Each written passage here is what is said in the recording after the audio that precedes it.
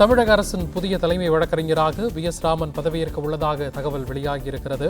தலைமை வழக்கறிஞர் ஆர். சண்முகசுந்தரம் ராஜினாமா செய்வதாக அறிவித்துள்ளதை அடுத்து தற்போது இந்த தகவலானது வெளியாகியிருக்கிறது. இது குறித்த முழு விவரங்களோடு செய்தியாளர் ஆனந்த் இணைப்பில் இருக்கிறார்.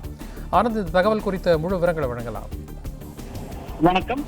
தமிழக அரசினுடைய தலைமை வழக்கறிஞராக மூத்த வழக்கறிஞர் பி.எஸ். ராமன் பதவியேற்க உள்ளதாக தகவல்கள் வெளியாகி இருக்கிறது.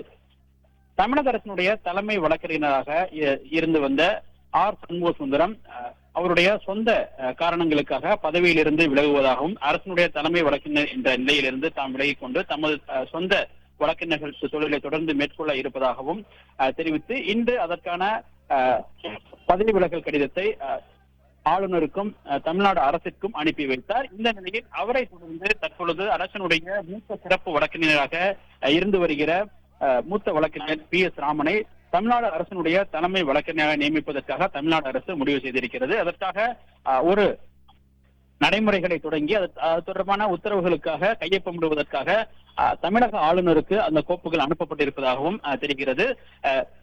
மூத்த வழக்கறிஞராக பி.எஸ். ராமன் தற்போது 2001ஆம் ஆண்டு முதல் மூத்த வழக்கறிஞராக இருந்து வருகிறார். இவர் ஏற்கனவே கடந்த திமுக ஆட்சியில் 2006-11ஆம் ஆண்டு திமுக ஆட்சி காலத்தில் சுமார் 3 ஆண்டுகள் இறுதி 3 ஆண்டுகள் அரசினுடைய தலைமை வழக்கறிஞராக இருந்தார் என்பது குறிப்பிடத்தக்கது. இந்த நிலையில் தற்போது அவரை மீண்டும் அரசினுடைய தலைமை வழக்கறிஞராக நியமிப்பதற்கான நடவடிக்கைகள் தொடங்கி இருக்கிறது. அவர் விரைவில் அதற்கான பொறுப்பை ஏற்க உள்ளார் என்பதும் தெரிகின்றது.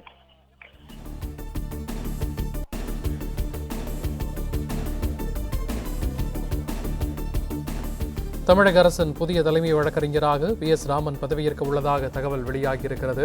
தற்போது தலைமை வழக்கறிஞராக இருக்கக்கூடிய ஆர். சண்முகசுந்தரம் ராஜினாமா செய்வதாக அறிவித்துள்ளதை அடுத்து இந்த தகவலானது வெளியாகியிருக்கிறது. இது குறித்த தகவல்களை வழங்கியமைக்காக நன்றி ஆனந்த்.